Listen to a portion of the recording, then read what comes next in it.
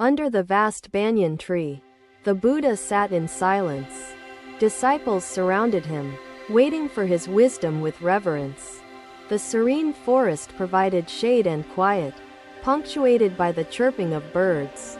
The air carried stillness and peace. A serpent emerged from the dense undergrowth. Its scales glistened under sunlight as it slithered closer to the Buddha's feet. "Master," the serpent spoke, its voice soft but sharp. "I have come to understand the power in my venom." The Buddha gazed at the serpent, his expression calm yet filled with infinite compassion. The disciples listened intently without interrupting. The serpent continued, "I strike those who anger me. Fear of my venom grants me command over others. Is anger my power?" The Buddha's voice resonated like gentle waves. "The power to harm others creates division. True power lies in unity and the absence of harm."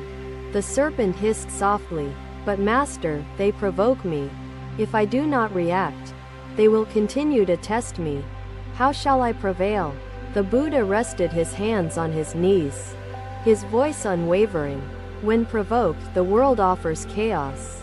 When restrained, the mind offers peace." The serpent coiled itself closer, forming a circle upon the earth. "Master, tell me of peace. How do I hold peace if they pour poison upon me?" The Buddha smiled, his lips curling like the crescent moon. "Peace does not crumble under the weight of others. It blooms in the absence of reaction." The disciples shifted slightly, sensing the depth in the Buddha's words.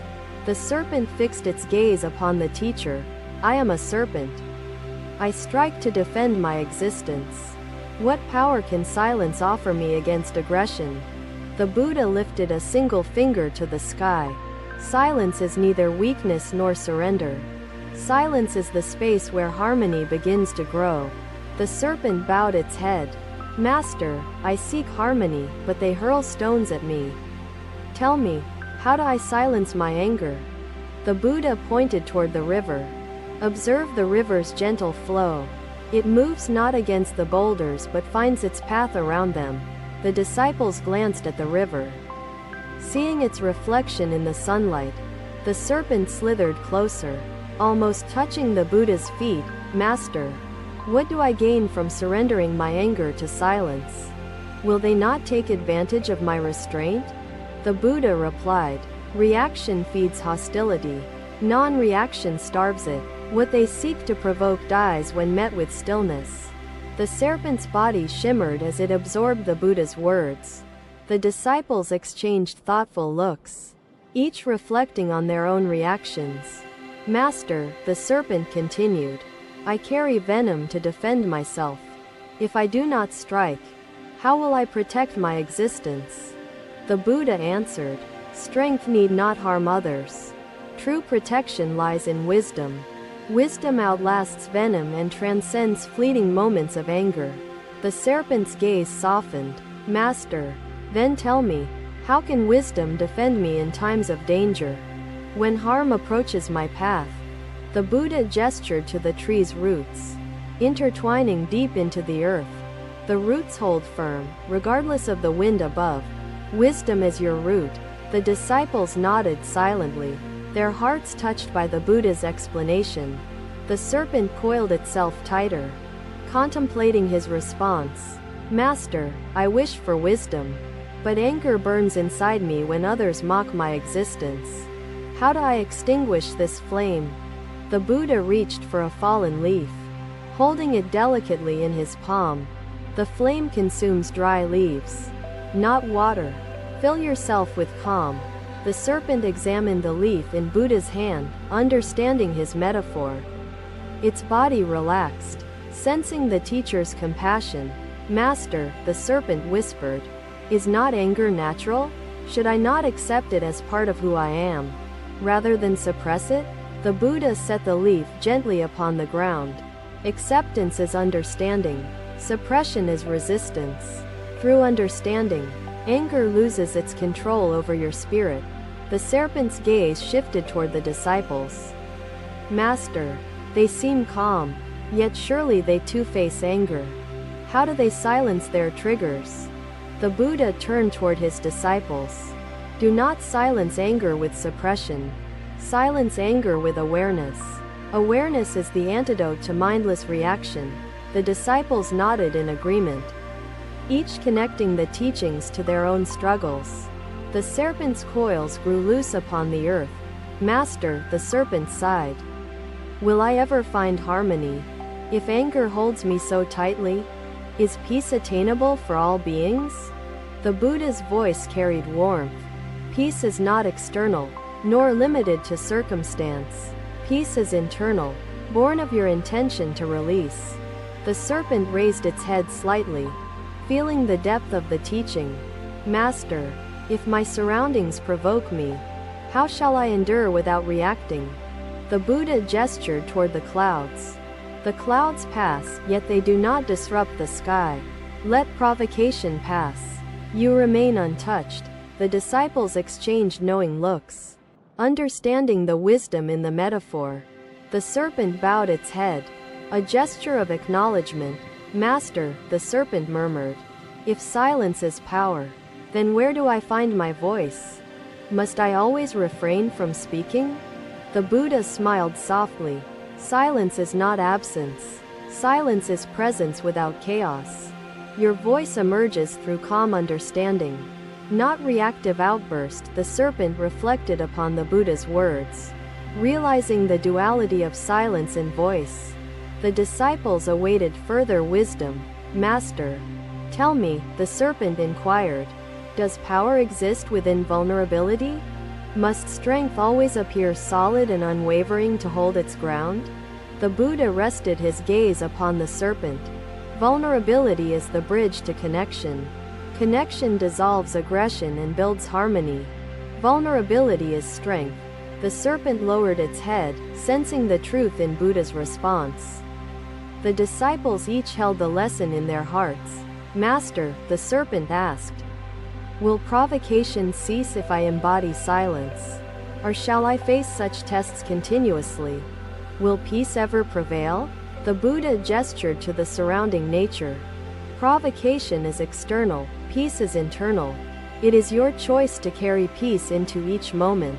The serpent remained coiled upon the earth, still as the banyan's roots. The disciples rested in quiet, absorbing the teachings. Master, the serpent concluded, I feel the weight of anger lift. Yet, how shall I remind myself of these truths when trials arise? The Buddha reached for a nearby stone. Holding it firmly, the stone remembers the river's touch. Let wisdom etch itself upon your being. The serpent bowed its head, its body uncoiling as it prepared to return to the undergrowth. The disciples whispered blessings of gratitude. The forest returned to stillness. The Buddha watched as the serpent disappeared into the wild, leaving behind peace in the air. The banyan tree stood tall, its roots anchoring wisdom deep into the earth. The disciples sat, unmoving, surrounded by harmony. Another day, another gathering under the city's vibrant skies. The Buddha walked slowly, his disciples following close behind with quiet anticipation. The city's bustling streets echoed with the hum of merchants, artisans, and passers-by. Life pulsed around them like a flowing river. Among the crowd emerged a merchant, his face lined with deep anger. He approached the Buddha, his eyes blazing.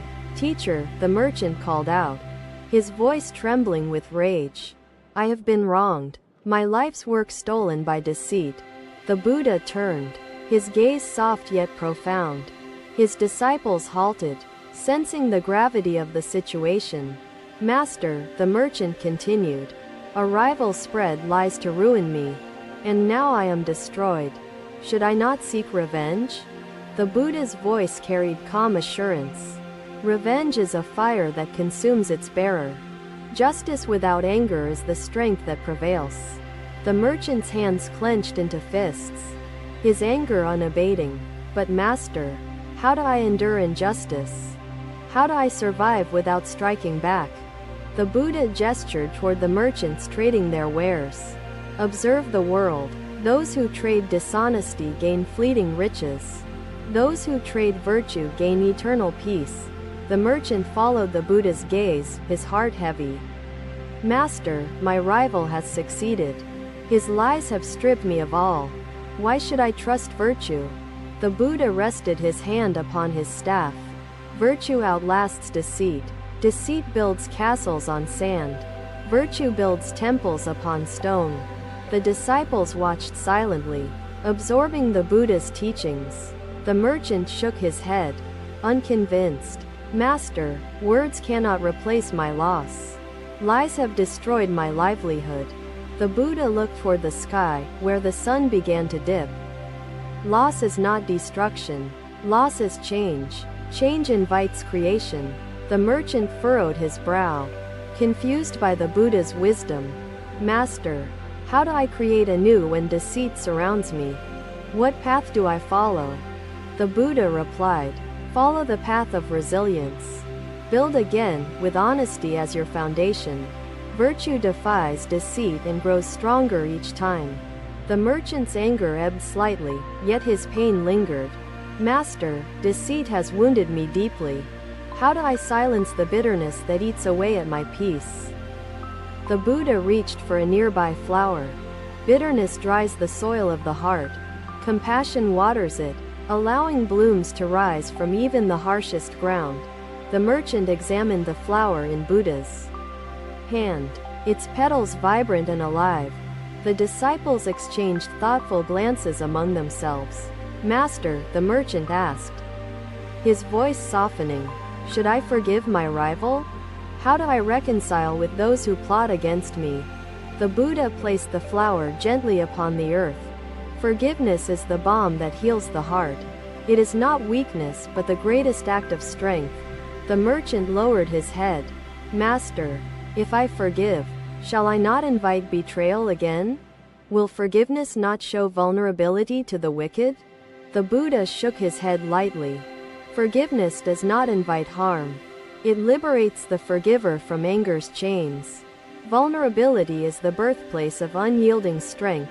The disciples nodded silently, their hearts touched by Buddha's words. The merchant's shoulders relaxed, though sorrow still clouded his mind. Master, the merchant murmured, if I rebuild, they may still return to sabotage me. How do I protect my efforts without succumbing to rage? The Buddha pointed to a carpenter nearby, crafting intricate wooden frames. Build, like the carpenter, with focus and care. Impart honesty and peace into each act. The merchant observed the carpenter, whose hands worked steadily without distraction. A sense of calm settled upon the merchant's heart. Master, the merchant whispered, how do I find peace when my mind revolts against injustice? How do I silence my inner turmoil? The Buddha turned to the river flowing nearby. The river meets rocks and currents, yet its flow remains steady. Let peace flow through trials unbroken. The merchant gazed at the river, its surface reflecting the setting sun's light. He breathed deeply, his anger slowly receding. Master, the merchant said, if deceit surrounds us all, how can virtue survive in a world bound by dishonesty? The Buddha gestured to the tree standing alone amidst the bustling city. Virtue survives like the tree's roots. It grows patiently and anchors deeply. Untouched by fleeting storms, the disciples exchanged knowing glances, finding meaning in the metaphor. The merchant considered the wisdom, his expression softening further. Master, the merchant sighed, I fear I may never find peace. In my heart, anger still fights against forgiveness and resilience. The Buddha reached for a stone by the river's edge, holding it firmly. The stone withstands flowing water but never resists its embrace. Peace embraces trial and transforms. The merchant lowered his head, absorbing the Buddha's teachings. The disciples whispered blessings of gratitude, each holding the wisdom in their hearts. The bustling streets quieted as the sun dipped below the horizon. The Buddha continued to speak with calm assurance. Virtue withstands the tides of deceit and anger. Forgiveness nurtures freedom. Resilience builds anew where destruction seeks to reign. The merchant bowed before the Buddha, tears forming in his eyes. Thank you, Master. I will rebuild with patience, honesty, and compassion. The disciples watched as the merchant walked away, his heart lighter, his mind clearer. The Buddha resumed his journey calmly. The night enveloped the city. Yet the Buddha's words echoed in the hearts of all who had listened. Another day. Another tranquil setting. The Buddha sat by the flowing river. His disciples gathered close, sensing his timeless wisdom. The breeze carried the scent of jasmine, and the rustling leaves formed a symphony of nature's quiet rhythms. Peace enveloped them. A disciple, eyes cast downward, spoke hesitantly. Master, I am overcome with anger. My own flaws humiliate me, and others mock me. The Buddha, serene and compassionate, gazed at the troubled disciple. His gentle presence invited honesty and reflection without fear of judgment. Master, the disciple continued, each insult burns within me, like fire consuming dry wood. I cannot escape this rage. How do I stop? The Buddha reached for the river's water, cupping it in his hands. What burns within you comes not from them, but from you. The disciple furrowed his brow, confused. Master, their words ignite my suffering. How do I prevent their provocation from controlling my peace? The Buddha let the water drip from his hands back into the river. Provocation requires fuel. Remove the fuel, and the fire dies. The disciple pondered the metaphor, seeking clarity. But Master, my pride feels wounded. Am I to abandon my dignity for the sake of stillness? The Buddha rested his hand upon a smooth stone by the river's edge. Pride is brittle as dry leaves. Humility flows like water, unbroken. The disciple's gaze shifted to the flowing river, its surface shimmering under the golden sunlight. A glimmer of understanding surfaced. Master, the disciple asked, is pride always the enemy? Must I surrender all pride to walk the path of peace? The Buddha replied, pride blinds. Humility reveals. Pride demands. Humility accepts. Through humility, you find strength unshaken by others' storms. The disciples exchanged glances, resonating with the wisdom shared. The troubled disciple looked to the ground, his expression heavy with thought. Master, he murmured, if my anger arises from my pride, how do I transform my pride into humility? Where does one begin? The Buddha smiled softly, his gaze never wavering. Begin with awareness. Observe your pride without judgment. Awareness transforms pride into understanding. The disciple nodded, though his face betrayed lingering doubt. Master, if I remain humble, will I not be trampled upon by those who seek advantage? The Buddha gestured to the river's gentle flow. The river surrenders, yet carves valleys through mountains. Humility bends, but it cannot be broken. The disciple observed the river closely, its steady current unwavering despite obstacles. The lesson slowly seeped into his restless mind. Master, the disciple inquired, what should I do when anger still arises? How do I respond without fueling the fire? The Buddha held up a hand as if to halt the wind. Respond not to anger with anger. Pause, and let it pass. The disciple furrowed his brow once more. Master, silence feels weak. How does silence defeat the force of insult and provocation? The Buddha's voice carried warmth. Silence is the absence of chaos. It offers no resistance, and therefore it cannot be defeated. The disciples nodded in unison, their eyes reflecting the tranquility of the teaching. The troubled disciple sighed deeply, struggling still. Master, he whispered, I fear that anger defines me. Without it, I feel empty, as if I lose my identity. The Buddha dipped his hand into the river again. Anger is fleeting, like ripples in water. Your true self lies beneath, in stillness. The disciple gazed at the water's calm depths, his expression softening as the metaphor began to take root in his heart. Master, the disciple asked, when I look within, I see only struggle. How do I find stillness when my mind revolts? The Buddha gestured to the trees swaying with the breeze. Struggle like the wind fades when met with stillness. Like the tree's roots. The disciple nodded, yet his doubt lingered. Master, is stillness truly within me? I feel my mind constantly pulled by the world's noise. The Buddha replied, stillness is your essence, not absence. It lies beneath noise, awaiting your attention. Return to it in every breath. The disciples sat in silent reflection, each contemplating the stillness within. The troubled disciple's face softened, but questions remained. Master, he said, if I silence my anger, what will take its place? Will I not feel empty and powerless? The Buddha picked up a small seed, holding it delicately. Silence creates space, where seeds of compassion grow. Compassion transforms emptiness into abundance. The disciple examined the seed, understanding the depth of Buddha's teaching. His heart grew lighter, though a shadow of doubt remained. Master, he asked softly, how do I water this seed of compassion? How do I nurture it amidst the storms of life? The Buddha smiled gently. Water it with patience. Patience grows compassion like the sun's light nurtures the earth. Steady and unwavering. The disciple bowed his head in gratitude. Yet his mind sought one final clarity. Master, what if provocation persists? How do I endure? The Buddha turned toward the horizon, where the sun began its descent. Endure as the sun endures the night. Your light will rise again.